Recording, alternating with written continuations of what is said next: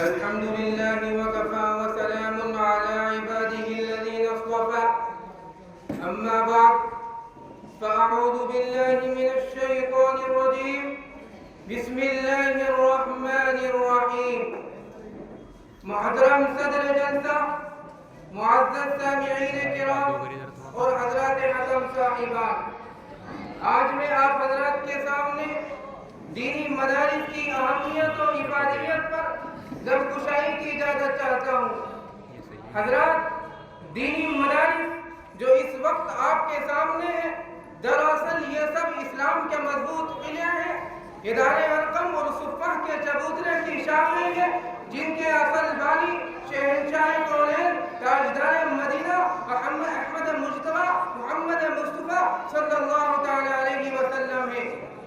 در حقیقت یہ راہ جنت ہے، یہاں پر معرفت الہی کی کرنیں پھوٹتی ہیں، یہاں علم نبوت کی شعاعوں کو جگمگایا جاتا ہے، یہاں امت کے رہبروں رہنما کو تیار کیا جاتا ہے، یہاں کفر و شرک کی تاریکی کا قلعہ گما کیا جاتا ہے، یہاں باطل کی تیز و تند آندھیوں کا مقابلہ کیا جاتا ہے، یہاں مصلح امت کو پیدا کیا جاتا ہے، یہاں بدعات و خرافات کے امڑتے سیلاب کو روکا جاتا ہے۔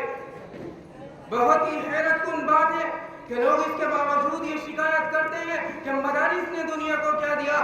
میں پوچھتا ہوں کہ مدارس نے دنیا کو کیا نہیں دیا؟ مجھے بتاؤ کہ دنیا انسانیت کو عبد القادر جیلانی جیسا مصدق کس نے دیا؟ مجھے بتاؤ کہ دنیا انسانیت کو امام غزالی جیسا معرف کس نے دیا؟ مجھے بتاؤ کہ ابو حنیفہ جیسا مفقہ کس نے دیا؟ مجھے بتاؤ کہ اشرف علی جیسا مفکر کس نے دیا؟ مجھے بتاؤ کہ مجدد الفیض ثانی علی جیسا کس نے دیا؟ مجھے بتاؤ کہ شیخ الہند جیسا مجاہد کس نے دیا؟ مجھے بتاؤ کہ انور شاہ کشمیری جیسا محدث کس نے دیا؟ مجھے بتاؤ کہ حسین احمد مدنی جیسا اولو العزم کس نے دیا؟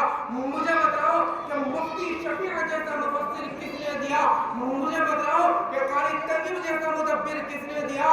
مجھے بتاؤ کہ ابو الحسن جیسا مبلغ کس نے دیا؟ مجھے بتاؤ کہ شیخ الہند جیسا مجاہد کس نے دیا؟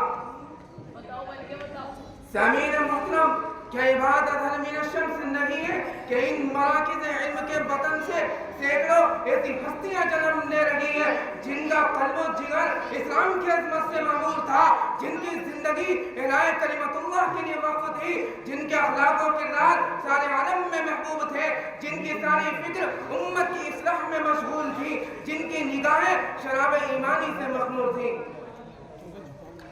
حاضرین اعظام، یہی وہ مدارس ہیں جس میں لا الہ الا هو الحی القیوم کی تصدیق ہوتی ہے، یہی وہ مدارس ہیں جس میں واقیم الصلاۃ وآتوا الزکاۃ کی تاکید ہوتی ہے، یہی وہ مدارس ہیں جس میں تأمرون بالمعروف وتنہون عن المنکر کی تعمیل ہوتی ہے، یہی وہ مدارس ہیں جس میں وَأَمَّا السَّاعَةُ إِلَى فَلَا تَنْهَرْ کی تنبیہ ہوتی ہے، یہی وہ مدارس ہیں جس میں إِنَّ الصَّلَاةَ تَنْهَىٰ عَنِ الْفَحْشَاءِ وَالْمُنکر کی تحقیق ہوتی ہے، یہی وہ مدارس ہیں جس میں وَذَكِّرْ فَإِنَّ الذِّكْرَىٰ تَنفَعُ الْمُؤْمِنِينَ کی تذکیر ہوتی ہے، یہی وہ مدارس ہیں جس میں وَجَاهِدُوا فِي سَبِيلِ اللَّهِ حَقَّ جِهَادِهِ کی ترغیب ہوتی ہے۔